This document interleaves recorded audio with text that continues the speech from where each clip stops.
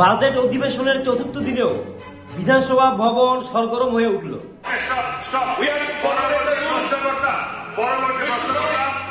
বেশ কিছু ইস্যু নিয়ে গত কয়েকদিনের জাত থেকে শুরু করে মেলার মাঠে ঢুকিয়ে রাখবো বিভিন্ন বক্তব্য থেকে এবং বিরোধী দলের যে সুদীপ রায় বর্মনের যে গান সবকিছু মিলিয়ে কিন্তু চতুর্থ দিনেও বিধানসভা ভবন আগের রেফারেন্সগুলি টেনে উত্তপ্ত হয়ে উঠেছিল। এবং এর পরবর্তীতে আমরা দেখলাম যে বিধানসভার যে ট্রেজারি বেঞ্চের যারা বিধায়ক ছিলেন বিরোধী দলের নেতারা তারা ওয়াক আউট করে বেরিয়ে গেলেন এবং পরবর্তীতে প্রেস মিট করে জানালেন তারা পরবর্তী যে দিবসগুলি বিধানসভা অধিবেশনের তারা বাজেট অধিবেশনে তারা যোগদান করবেন না, এই ধরনের একটা বক্তব্য উঠে আসছে। এবং এই বিষয় নিয়ে মুখ্যমন্ত্রী কি বলেছেন এবং এই বিষয় নিয়ে বিরোধী দলের নেতা জিতেন চৌধুরী কি বলেছেন আমরা শোনাবো। এবং এর মাঝখানে শোনাবো ইন্টারেস্টিং হচ্ছে এই জাত ইস্যু নিয়ে রতনলাল নাথ বিদ্যুৎ মন্ত্রী তিনি কিন্তু এর মানে খুব গভীরভাবে এর ব্যাখ্যা দিলেন তিনি কি বলতে চেয়েছেন। তিনি প্রমাণ করে ছেড়েছেন যে তিনি আসলে কি বলতে চেয়েছেন।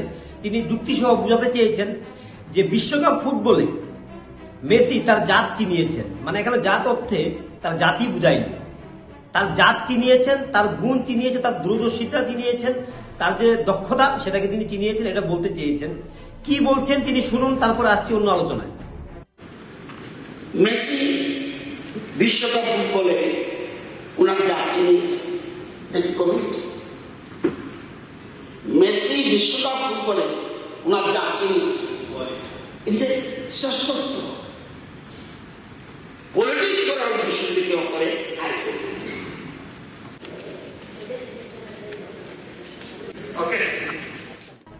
তো আপনারা শুনলেন তিনি কি বলতে চেয়েছেন। এবার এখানেই শেষ নয়, বিধানসভার বাইরে আমরা যে বক্তব্য শুনিয়েছি এটা বিধানসভার বক্তব্য, বিধানসভার বাইরে গিয়ে তিনি আবার সাংবাদিকদের সামনে বলেছেন, তিনি ডিটেলস নিয়ে বসে পেপার কাটিং নিয়ে বসে তিনি কি বলেছেন এই জায়গাটা আবার একটু শুনুন।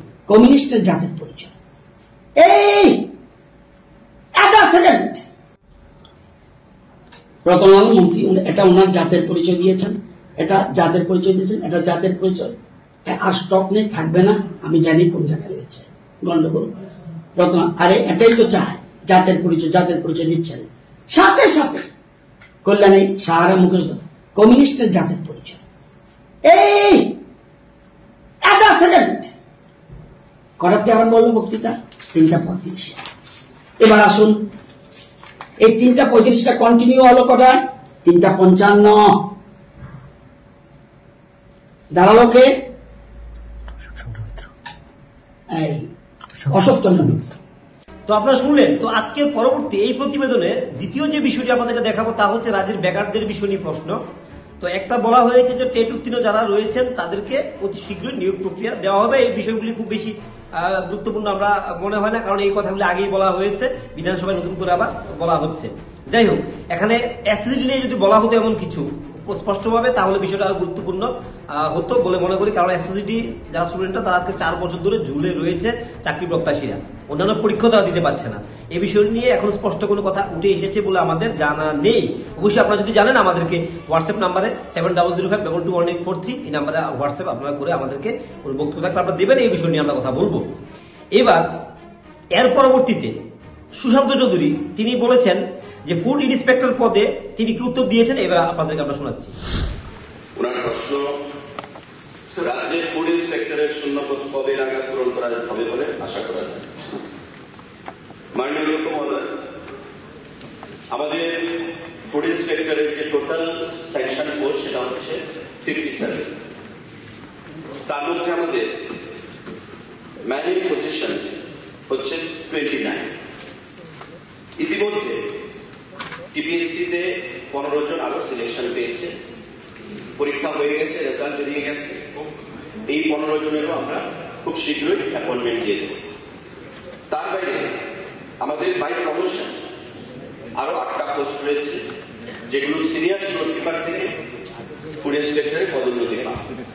এগুলিও আমরা পরীক্ষা নিরীক্ষা করে ল ডিপার্টমেন্টের রেটিং নিয়ে আগামী দিনে আমরা পূরণ করার সেখানে চেষ্টা করব। তো শুনলেন আপনারা ফুড ইন্সপেক্টর নিয়োগ নিয়ে তিনি কি বলেছেন, সুশান্ত চৌধুরী বললেন, আপনারা শুনলেন। তার পরবর্তীতে আরেকটি ইন্টারেস্টিং বিষয় শোনাবো আজকের এই প্রতিবেদনে, যে তৃতীয় যে বিষয়টি সেটা হচ্ছে বিশ্ববন্ধু সেন অধ্যক্ষ বিধানসভা তিনি বলছেন, যিনি গোপাল রায় গত কয়েকদিন ধরে মোটামুটি তিনি একদম সচিন তেন্ডুলকরের মতো টাইমিং নিয়ে সুন্দরভাবে ভদ্রভাবে তিনি বিধানসভায় তিনি তার বক্তব্য রাখলেন। তিনি বুঝিয়ে দিয়েছেন যে বিধানসভায় শুধু আক্রমণাত্মক হলেই চলে না, তিনিও বলছেন যে রতনলাল থেকে আমিও শিখছি। এবং তিনি পরের দিন ৪র্থ দিন তিনি ৩য় দিন কথা বলেছিলেন যে রতনলাল থেকে আমি শিখছি, তথ্য নিয়ে আসছি, আমি পেপার কাটিং নিয়ে আসছেন। তিনি বলছেন আমিও ফোন করি আপনাকে, এটা ভালো বিষয়। এবার ৪র্থ দিনে তিনি বলছেন, বিশ্ববন্ধু সেন বলছেন ওনাকে যে গোপাল বাবুকে কিন্তু আমরা সাংবিধানিকভাবে বিরোধী নেতা মনে করলেও আক্ষরিক অর্থে আমরা আপনাকে বিরোধী দলের সদস্য মনে করি না, আমি আপনাকে আমাদের লোকই মনে করি। কি বলছেন শুনুন। আমি যেটা বলছিলাম, আমি বিরোধী দল এবং গোপাল বাবুকে শ্রদ্ধা করি, ভালোবাসি, রেসপেক্ট করি, সে সুবাদে বলছি। সেই কথা বলছি, আপনাকে কিন্তু আমরা সাংবিধানিক সিস্টেমে কিন্তু বলতে হবে বিরোধী দল, আক্ষরিক অর্থে কিন্তু আপনারা আমাদের কাছে বিরোধী দল না। ঠিক আছে? ওকে ওকে গোপাল বাবু প্লিজ প্লিজ ওইটা বলেন। ঠিক আছে, আপনি বিরোধী দল বলছেন, বিরোধী দল তো আপনারা শুনলেন বিশ্ববন্ধু সেন এবং গোপাল রায়ের যে বক্তব্যটা, যে সাংবিধানিকভাবে আপনি আমাদের বিরোধী দলীয় সদস্য হলেও আমরা কিন্তু আপনাকে আক্ষরিক অর্থে আমাদের লোক বলে মনে করি। এই ধরনের বক্তব্য, অর্থাৎ দীর্ঘদিন রাজনীতি করেছেন একই প্ল্যাটফর্মে, তারা কংগ্রেস ছিলেন সবাই, তার প্রত্যেকেই আজকে দিনে দাঁড়িয়ে তারা কিন্তু দুই দলের দুই দিকে আছেন, তারা দুই মেরুতে অবস্থান করছেন। এবং এই ঠোকাঠোকি লাগালাগি বিধানসভা অধিবেশন চলতে থাকলেও তারা দেখলাম পরবর্তীতে ঘুষ মেজাজে গল্প করছেন, কথা বলছেন। এবং তা থেকে এই ছবিটা আপনাদেরকে আমরা দেখাচ্ছি আমাদের স্ক্রিনের মধ্যে, এই ছবিটা দেখাচ্ছি আপনাদেরকে, তাদের ছবিটা। তো আপনারা দেখতেই পাচ্ছেন এই ছবিটা আমার বাঁ পাশে। তো তারা কিন্তু ঠোকাঠুকি লাগালাগি বিধানসভার মধ্যে তীব্র আক্রমণ করলেও তারা কিন্তু বাইরে গিয়ে সবাই সবার সঙ্গে কথা বলছেন, মার্জিত আচরণ করছেন, সৌজন্যতা তারা রক্ষা করছেন। যেটা থেকে শিক্ষা নেওয়া যেতে পারে, যারা রাজ্যে যারা বিরোধী দলীয় লোকজনরা আছে, সদস্যরা যারা কারোর কথায় কোনোভাবে উত্তপ্ত হয়ে তাদের উল্টো দিকে লোকজনকে মারপিট করেন, বাড়ি ভেঙে দেন, ঘর ভেঙে দেন, জ্বালিয়ে দেন, আক্রমণ করেন, তার থেকে শিক্ষা নেওয়া দরকার। আসলে যারা রাজনীতি মূল অংশে করেন তারা কিন্তু সঠিক রয়েছেন, তারা তাদের মধ্যে যোগাযোগ ঠিক রয়েছে। সরকার আসলেও গেলেও পরিবর্তন হলেও তাদের মধ্যে বেসিক কোনো পরিবর্তন কিন্তু হয় না, এটা আমাদের জানা দরকার। এবার এই বিধানসভা অধিবেশন ৪র্থ দিন যখন বিরোধী দলীয় যারা সদস্যরা রয়েছেন তারা ওয়াক আউট করলেন এবং চলে গেলেন। এবং পরে তিনি শুনতে পেলেন মুখ্যমন্ত্রী যে তারা বাকি দিনগুলিতে, বিধানসভার যে অধিবেশনের বাকি দিবস, রেস্ট ডেজগুলিতে তারা অংশগ্রহণ করবেন না, এই বক্তব্য উঠে আসছে। যদিও এটা চূড়ান্ত কিনা আমাদের জানা নেই, প্রতিবেদন যখন করছি আমরা তখন অব্দি আমাদের কাছে সম্পূর্ণ আপডেট আমরা নিয়ে রাখতে পারিনি। তবে এই অবস্থায় তিনি যা বলেছেন সেই বক্তব্যটি আমরা শোনাচ্ছি আপনাদেরকে।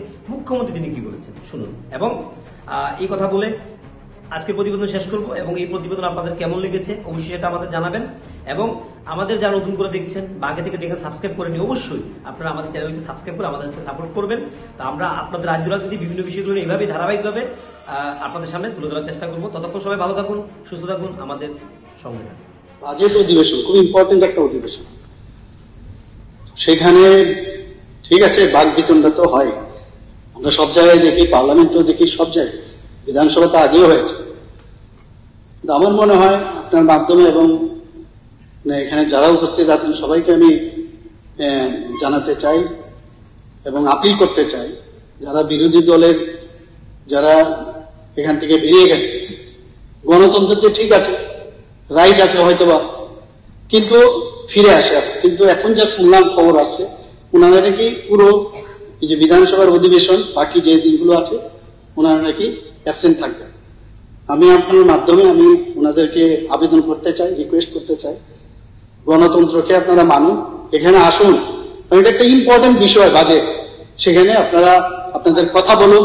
আর বাকি যেসব সমস্যা আছে কথাবার্তার মাধ্যমে আমরা সেগুলো আমরা আলোচনার মাধ্যমে সেগুলো আমরা ঠিক করে নেব, এতে কোনো সমস্যা নেই।